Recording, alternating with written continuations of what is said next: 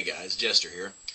Today I'm going to do something a little bit different. Normally I am reviewing Dungeons & Dragons modules and rulebooks, but today I'm going to be reviewing the different accessories that the Dungeon Master can use to either pose things to his players, whether it be puzzles, tricks, traps, or whether he has them play a game inside of a tavern or some other such place for whatever purpose. I have come across 4 good items that can be used in these situations, and I'm going to share them with you today. The first thing up here is we've got 3 Dragon Ante. This is the Legendary Edition. It is produced by WizKids, which is a subsidiary of Wizards of the Coast. This particular Legendary Edition was made in 2019. Opening it up, you've got the coin tokens. So this is supposed to be representative of like platinum pieces and gold pieces. Then you've got, alright, yeah, don't do that at home, folks. Alright, so then you've got the different cards that make up the deck. And this is just basically a deck of card games, a card game. It's similar to, I guess, Rummy, where you are either creating a hand of 3 of the same number or 3 of the same suit. And so you have all the different cards here. Given that the name is 3 Dragon Ante, the majority of the cards are, in fact, dragons. They also have one other suit of cards, which consist of either the legendary dragons themselves, or you have the mortals, which the mortal cards you have, like the sorcerer, thief, queen, so forth and so on. It's a neat little game. Comes in this nice box that you can split up the cards on either side. It's kind of got a felt feel to it, but it's really plastic with a very thin layer of felt. Then you've got the 3 Dragon Ante rule book, and it goes over all the different ways that you can play this game, just like any card game that you might come across. There's different variations of being able to play it. No different here.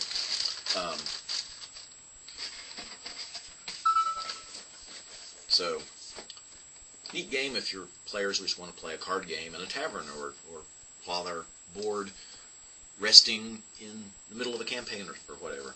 I don't see how much it actually cost. I think this was $20, I think, but I could be wrong. But like I said, it's still available in the stores right now because it was created in 2019. There's also older versions of it that aren't the Legendary Edition that you can get, and those would not include some of the extra deck pieces. Next we have Pirates of the Caribbean Pirate Dice game. This is the game that they played in one of the Pirates of the Caribbean movies, and it's basically liar's poker. That's what it is. You've got your cups of dice, and you basically just you shake the dice up, you roll them, and you keep them hidden to where only you can see them. And basically you lie and try to tell how many how many dice of one kind you have in your hand. And either somebody can the next person can either up that ante, or they can call you out on it, basically saying you're lying, and by saying never trust a pirate. Well, the way this game works is basically, each person has their own dice. There's only a certain amount of dice, so you basically calculate the odds of how many dice are in everybody's cups. Once somebody loses a round, whoever lost subtracts one dice from their hand. So they're thereby reducing the total number of dice that are available in play, and thereby reducing the percentage chance of a specific number popping up.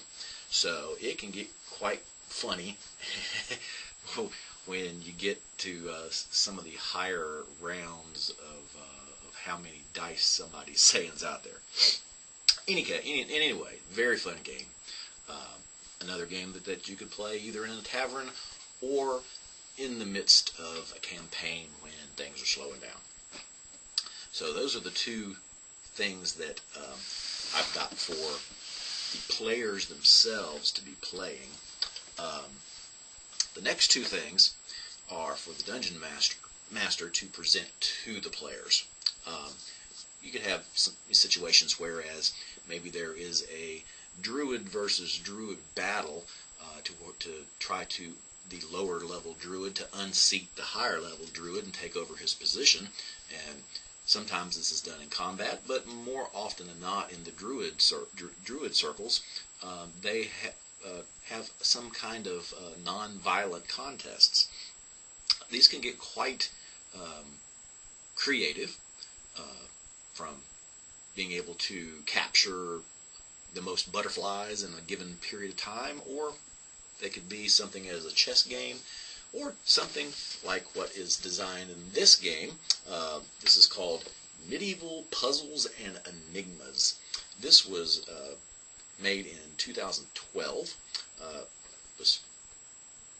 Retail price at the time was $12.95. I believe I got this at a garage sale for $1. Great find. In any case, it comes with a timer. Now, on the back of the box, it lists it as an hour timer. Well, unless you flip this thing over 60 times, it's not an hour timer, because I timed it and the sand runs out in exactly 1 minute. I can't imagine you need more than a minute to try to figure out one of these puzzles. You sure don't need a whole hour to do so.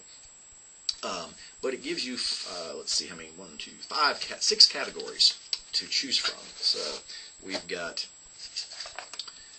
Move It, Solve It puzzles. And what this does is basically you've given a certain amount of something and you have to move it around to make it equal or something like that. For instance, 3 courtesans have stolen from Merlin's laboratory 21 phials containing the elixir of youth, but they are disappointed by their booty. I'll just leave it there. As they discover 7 phials are full, 7 are only half full, and 7 are empty.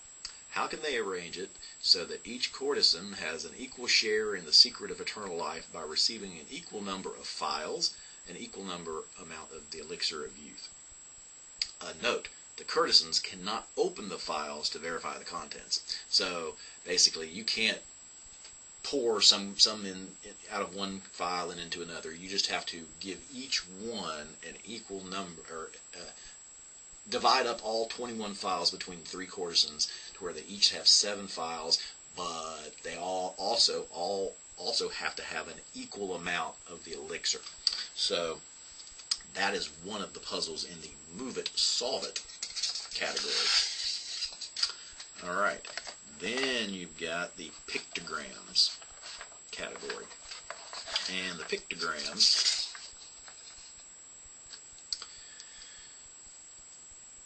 which well-known expression is represented here? And so you've just got what looks like a jacket or possibly a coat. It's got a set of 6 arms in it, and it's on a shield. Okay, interesting. You know, these are very interesting. Then you have observation puzzles. Fill in some of the squares in black so that the same number does not appear more than once in each row and column of the squares that remain. Filled in squares cannot be adjacent. The remaining white squares must form a single component connected horizontally or vertically. It should be possible to traverse all the white squares by passing from one to another. It's got numbers on each of the squares, so you know, there's another puzzle. And they also let you know whether or not it's it's timed or needs to be timed.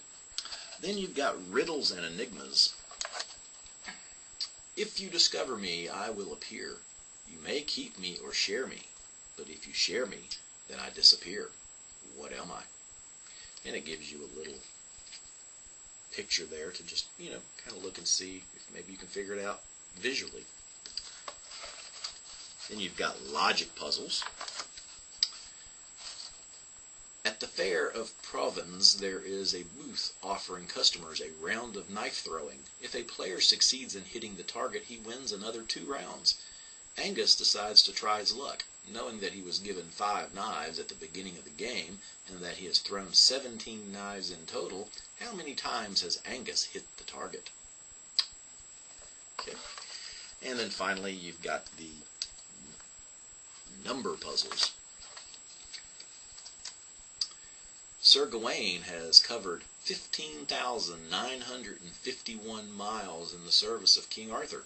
He notices that this number is a palindrome. It reads the same both from left and from left. It reads both the same from right to left and from left to right. He continues writing for 4 hours later. He continues writing, and 4 hours later, the total number of miles he has ridden makes another palindrome. At what speed did he ride? So those are your 5 categories, giving you examples of the types of puzzles you will find in here. The answers, what did I do with that book? Oh yeah, the answers are in this nifty little book right here, giving you all of the possibility examples and so forth and so on. And then you've got also in here a tournament scorebook. Just let you keep score if you need to do that, rather than using pen and paper. But that is a nice little puzzle thing that you can present to your players.